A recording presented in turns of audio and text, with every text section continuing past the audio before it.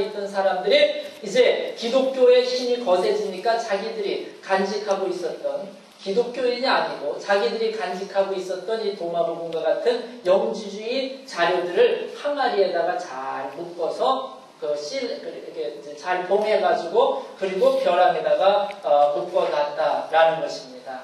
그래서 결국 제 입장은 처음부터 끝까지 말씀드린 대로 도마복음이라고 하는 것은 인도 사상의 영향을 받은 혼합복음이다라고 하는 것이 이제 제가 주장한 하나의 논리입니다. 그래서 여기 교수가 얘기한 것처럼 페이저스가 얘기한 것처럼 누가 좀 인도 종교에 대한 아주 더 깊은 사상을 연구한 사람이 있으면 이 도마복음과 또는 영지주의 문헌과의 연관성을 좀 더 확대시킬 수 있는 그런 연구할 수 있는 학자들이 좀 많이 나왔으면 좋겠다라고 하는 그런 기대가 저한테도 역시 있습니다.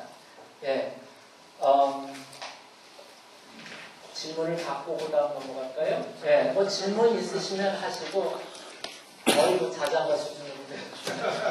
혹시 책 내시고 난 후에 예, 김영호 씨한테 어떤 없어요.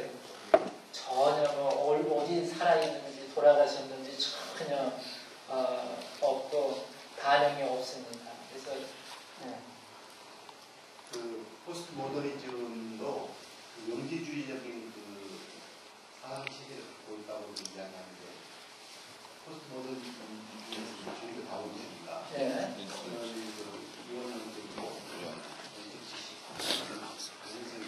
이제 포스트 모더니즘에 대해서는 뭐 제가 워낙 그 폭이 넓기 때문에 제가 그걸 다 저는 알 수가 없고요. 이제 저는 제가 이제 그 도마복음이라 이렇게 포커스를 좁혀야 말이 되니까 도마복음이라고 하는 곳하고 그것이 영지주의라고 하는 곳에서 옛날에 태어났고 그리고 분명 인도 종교의 영향이 있었다고 하는 걸 제가 연결시켜서 주장을 한 것입니다.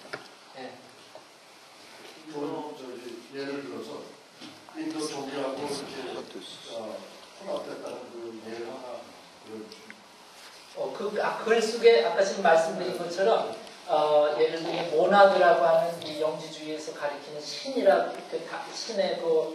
모나드라고 하는 주장이라든지 영지주의에서 사용하는 용어들이라든지 그리고 영지주의에서 제일 많이 강조하는 깨달음이 구원의 표거든요. 그런데 불교도 역시 힌두 종교에서 나온 거지만 불교나 힌두 종교의 가장 핵심 중심은 깨달음입니다. 네. 그래서 이제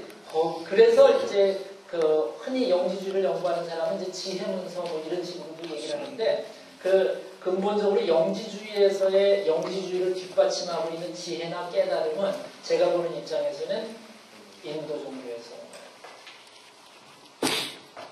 현재 그 사고학자들이 도마복음서에 대해서 수용하는 그 입장은 어느 정도 됩니까? 그 영향이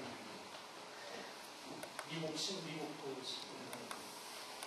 하는 사람은 아는 사람 도마복음에 대해서 이제 관심을 가진 사람들만 하는 거지. 뭐 그렇게 저는 왜 썼냐면 김영옥 씨가 하도 뭐 주석도 썼다고 그러고 이제 막 나오고 그래가지고 제가 쓴 거지. 저희하고 제가 쓰려고 생각했던 건 아니고 솔직히 아까 말씀드린 것처럼 책 페이지 수가 줄어가지고 페이지 수 누리느라고 쓴 게 지금 부러워요. 말씀드린 부러워입니다. 도마복음에 가는 거. 그래서 예. 그럼 다른 질문이 없으면 그래서 이번에는 이제 몇 시까지죠? 끝날 때가 된 건가요? 3시까지. 네, 3시까지. 예. 그럼 다음 질문은 혹시 이제 제가 예배하고 관계된 것이 좀 나갔으면 좋겠다라는 생각을 제가 해봤습니다. 먼저 이제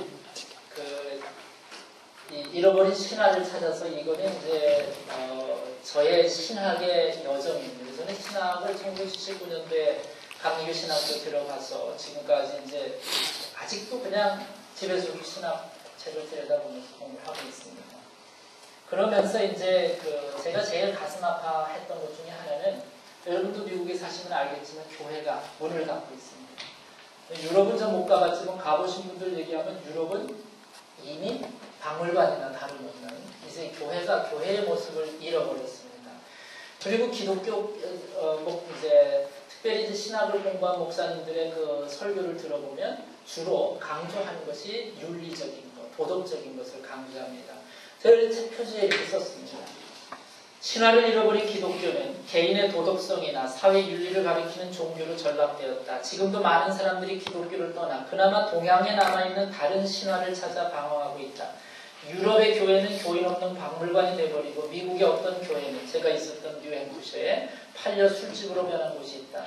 기독교의 종말이 다가왔다. 이 본책은 이런 기독교 종말의 때에 잃어버린 기독교의 신화를 찾기를 회복하려는 하나의 시도이다. 그래서 제가 신화라고 하는 말을 쓴 것은 왜 신화라고 하는 말을 썼냐면 김용옥 씨가 이제 주장하는 논조는 뭐냐면은 그 큐복음을 먼저 내면서 역사적 예술을 강조했습니다. 예수님은 신이 아니라는 거죠. 역사적 예술을 여러분 아시는 것처럼 예수님은 뭐 하나의 이 견유학파와 같이 옛날 실학 철학파 중에 한 사람 거지같이 다니면서 뭐 이렇게 사회 비판도 하고 그러는 그런 그 역사적 예술을 강조하는 것 강조하는데 그 강조하는 데에 가장 뒷받침이 되는 자료가 뭐냐면 큐 자료입니다. 큐 복음서라고 하는 겁니다.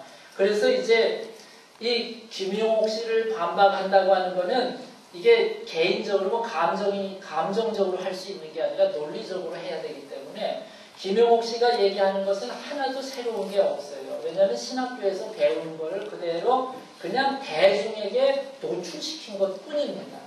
그 신학을 공부한 사람은 김용옥 씨가 얘기하는 그런 여러 가지 사상, 기독교에 관한 이야기들을 들어보면 그건 그냥 신학교에서 배운 걸 이 사람이 다시 얘기하는 거예요. 결국 김용옥 씨를 반박한다고 하는 거는 뭘 얘기해야 되냐면 현대 신학의 문제점을 얘기를 해야 됩니다. 그래서 이제 제가 현대 신학의 문제점을 제시하려면 제일 현대 신학의 거장이라고 얘기하는 누구도 함부로 넘어뜨릴 수 없는 사람이 이제 루돌프 볼트만이라고 하는 사람입니다. 볼트만의 사상 중에서 가장 많이 알려진 사상이 비신화화라고 하는 겁니다. 다시 이야기하면은 볼트만과 같은 신학자들에게 있어서는 성경에 남아있는 초월성, 예수님은 하나님의 아들이다, 예수님이 부활하셨다, 동정녀 탄생을 하셨다, 예수님이 재림하신다, 이런 것들은 다 신화라고 그렇게 취급을 하고 다 쓸어버리는 겁니다. 그래서 제가 여러분 이 신화라고 그랬더니 우리 감리교 어느 목사님이 저한테 후배 목사님 막 화를 내더라고요. 왜 신화냐고. 그래서 제가 오해를 할까봐 또 여기서 신화에 대해서 이렇게 써놨습니다. 책을 시작하기 전에 오해를 피하기 위해서 다시 강조하고 싶은 것이 신화에 대한 정의이다. 말 그대로 신화는 신에 관련된 이야기라고 이해하면 문제 없다. 특히 성서 안에서 하나님에 대한 묘사나 하나님의 활동에 대한 이야기 등을 가리키는 말들이다. 예를 들면 기적, 예언, 계시, 섭리 등과 같이 과학적인 이해를 초월한 초자연적인 사건을 이 책에서는 신화라고 한 것이다. 본책에서 잃어버린 신화란 바로 이런 것들을 가리킨 말이다. 그러면서 성경 안에서의 신화에 대한 도정적인 이해도 제가 설명을 해놨습니다. 그래서 이제 신화라고 하는 것, 이렇게 설명에도 불구하고 본책에 언급한 신화 또는 신화적이라는 표현이 여전히 거북하거나 받아들일 수 없다면 이 표현 대신 초자연, 계시, 예언, 신비, 기적, 초월적, 영적, 신앙적, 종교적 중에서 독자에게 익숙한 용어로 바꾸어 이해하면 된다. 그 신화가 뭔지 아시겠죠? 예. 너무 불편하게 생각하지 마시고, 왜냐하면 이 신화를 볼트만의 비신화를 공략하기 위해서 신화라는 용어를 썼습니다. 두 번째 책에서는 신화라는 용어를 안 썼어요. 그래서 이제 학문적인 목적이 있기 때문에 그렇게 썼습니다.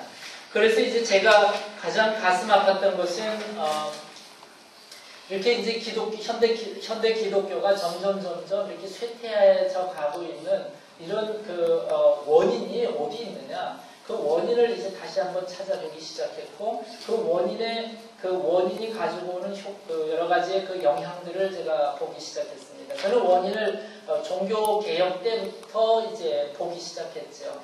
마틴 루터나 이제 칼뱅이나 이런 사람들이 종교 개혁을 할 때는 굉장히 순수한 열정을 가지고 그리고 종교 개혁을 했습니다. 그런데 그 이후 200년 동안 무슨 일이 있었냐면 기독교 내에 교리 싸움이 있었습니다.